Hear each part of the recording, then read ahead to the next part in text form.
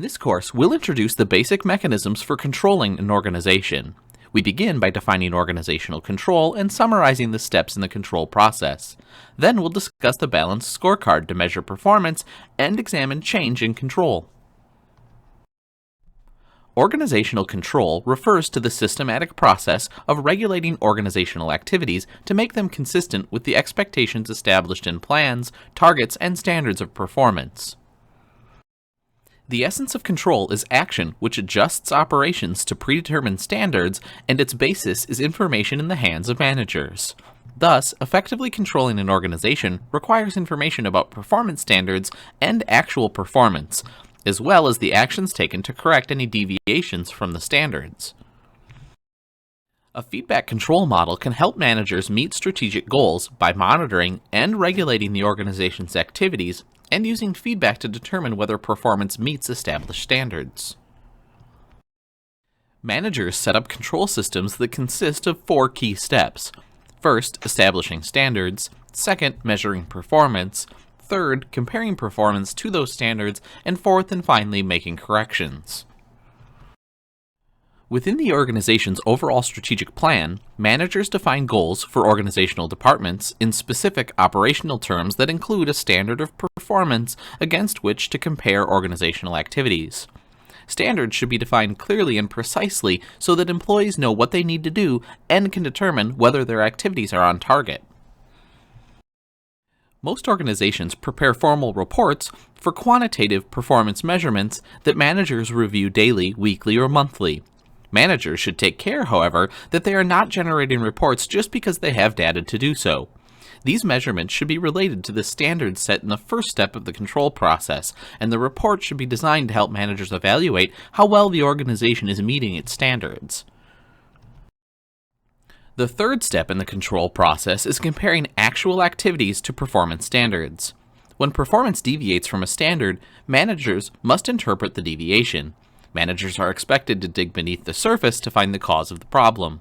Effective management control involves subjective judgment and employee discussions as well as objective analysis of performance data.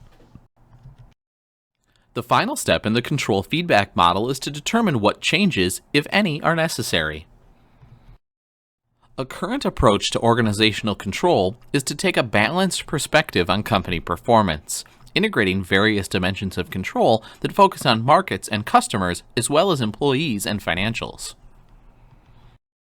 The balanced scorecard is a comprehensive management control system that balances traditional financial measures with operational measures related to a company's critical success factors. A balanced scorecard contains 4 major perspectives: the financial perspective, customer service, internal business processes, and organization's capacity for learning and growth. Within these 4 areas, managers identify key performance metrics the organization will track. The financial performance perspective reflects a concern for the organization's activities contributing to improving short and long-term financial performance.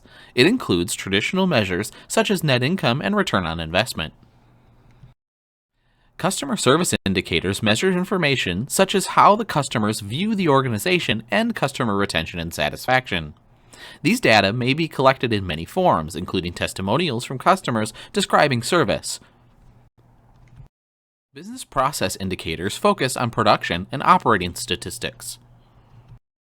The final component of the balanced scorecard looks at the organization's potential for learning and growth, focusing on how well resources and human capital are being managed for the company's future. Metrics may include things such as employee retention and the introduction of new products. Managers record, analyze, and discuss these various metrics to determine how well the organization is achieving its goals.